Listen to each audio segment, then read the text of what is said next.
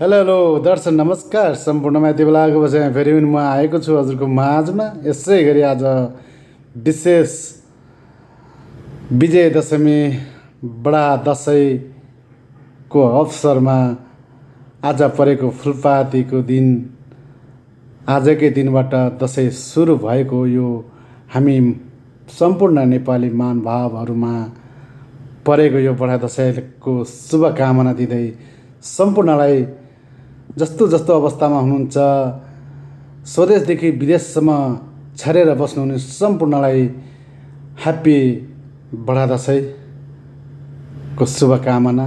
दसैँ तिहार छठ सबैको शुभकामना दिँदै यो परदेशीको फेरि पनि दुई हात जोडी नमस्कार। र हामी त परदेशी हौँ, परदेशीलाई के दसैँ के तिहार, कुन चाड कुन पर्व केही थाहा हुन्न रहेछ।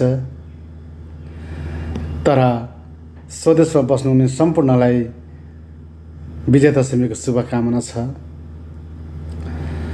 मलाई अझै याद छ मेरो आमाले त्यो रातो अक्षता यो निधारमा लगाइदिएको, अनि बाबाले छेउमा बसेर जौहै बाबु भनेका ती मिठास शब्दलाई बोकेर परदेशी लागेको अहिले जस्तो लाग्छ। तर आज हेर्दा हेर्दै वर्षौँ बितिसकेछ। आज वर्षौँ बितिसक्दा पनि, आज वर्षौँ बितेर पनि यो बडा दसैँमा आफ्नो घरमा जान नपाउँदा, आफ्नो घर परिवारसँग बसेर रमाउन नपाउँदा साह्रै दुःख लाग्दो रहेछ यो परदेशीलाई। हुन त हामी सबैको खुसी ल्याउँछु भनेर हिँडेका हौँ, सबैलाई खुसी दिन्छु भनेर ठुला ठुला सपना बोकेर हिँडेका हौँ। तर के गर्ने, ती सपना देख्दा देख्दै अपुरोमा बिउजेर हिँड्नुपर्ने रहेछ। ती देखेका सपना पनि पुरा नभइकन एउटा मोबाइलको अलार्मले उठाएर हिँडाउँदो रहेछ। कठै यो परदेशी जिन्दगी, कठै यो परदेशी जिन्दगी। आमाले सोध्दै थिइन्, बाबु दसैँमा घर आउँदैनस्? छोरी पनि आउँदिन भनेकी छे, अनि छोरा पनि नआउने, किन बाबु तिमीहरूलाई घर आउन मन लाग्दैन भनेर सोध्दै थिइन् आमाले। तर के गर्ने, मैले भने आमालाई, आमा बाध्यताले गरेर आज परदेशी बस्नु परेको छ, आउन त रहर कसलाई थिएन र। आज त्यही रहर हुँदा हुँदै, त्यही रमाउने इच्छा हुँदा हुँदै आज आफ्नै जिन्दगी रितिन लागिसक्यो आमा। के गर्ने, घर आउन त मन छ नि। दसैँ तिहार छठ पर्व यी सबैलाई आफ्नै गाउँघरमा बसेर साथी सङ्गिनी डाँडा पाखा खोला नदी डुली डुली खानालाई आमाले पकाएर दिएको खाना धेरै मन छ नि। तर के गर्ने आमा, यहाँ त आफैले पकाएर राखेको खाना पनि कहिलेकाहीँ त बिर्सेर जानु पर्दो रहेछ। परदेशीको मेला कहिलेकाहीँ त त्यही बनाएर राखेको भोलिपल्ट बिहान गएर खानुपर्छ भनेर राखेको खाना पनि हामी बिस्तारामै बिर्सेर आउनु पर्दो रहेछ। आज सम्झिराखेको छु आमा, ती आमाले पकाएका खाना, ती आमाले पकाएर दिएको त्यो मिठो खाना आज यो छोराछोरीले परदेशमा बसेर सम्झिरहेको छ। तर नसोच्नु आमा, यी परदेशी छोराछोरी आएनन् भनेर गुनासो नगर्नु है, छिट्टै फर्केर आउनेछु। मलाई सबै याद छन्, ती हजुरले लगाएको फाटेको चोली, बाबाले लगाएको फाटेको टोपी, अनि ती मेरा साना साना नानी बाबुले रुँदै रुँदै, बाबा छिट्टै आउनुहोस् है बजारबाट, मिठाई पापा लिएर आउनुहोस् है भनेका ती मिठा शब्दलाई बोकेर ठुलो सपना बोकेर आएको यो परदेश हो आमा। यो वर्ष त यस्तै भयो।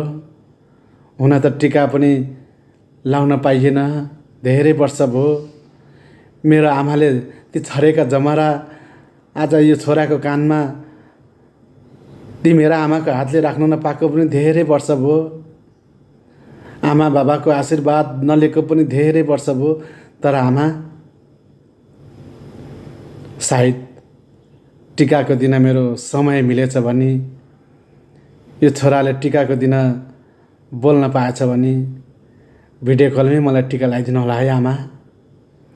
भिडियो कलमै टिका लगाएर आमा छोरा खुसी भएर बाबा आमा आफ्नो घर परिवार सबै खुसी भएर भिडियो कलमै रमाउला नि है आमा। यदि मेरो परदेशीको कामले फुर्सद मिलेछ भने है, यदि परदेशीको कामले फुर्सद मिलेनछ भने त्यो टिकामा पनि मैले भिडियो कल गर्न पाइनछु भने छोराले बिर्स्यो भनेर नभन्नु है। हजुरका जस्ता छोराछोरी धेरै छन् यो परदेशमा। आज परदेशीहरू सबै रोएर हिँड्नु परेको छ। आजको दिन फुलपाती सबैको घर घरमा आज मिठा मिठा खानेकुराहरू पाक्छ, तर यो परदेशीको बेलुकै पोको पारेर राखेको सब्जी लिएर परदेशीको मेला आँखा चिमचिम पार्दै हिँड्नु पर्दो रहेछ। यही रहेछ आमा परदेशीको कथा। यो साल त यस्तै भयो। आमाले छरेका जमरा लाउन पाइन। अर्को साल त भाग्यले साथ दिएछ भने छिट्टै आउनेछु आमा। हजुरले ती छरेका जमरा अनि रातो अक्षता बाबा आमाले त्यही रातो अक्षता यो निधारमा लगाइदिएको फेरि पनि लाउन मन छ आमा। अर्को साल फर्केर आउनेछु। कुरिरहनु है यो परदेशी छोरालाई, कुरिरहनु।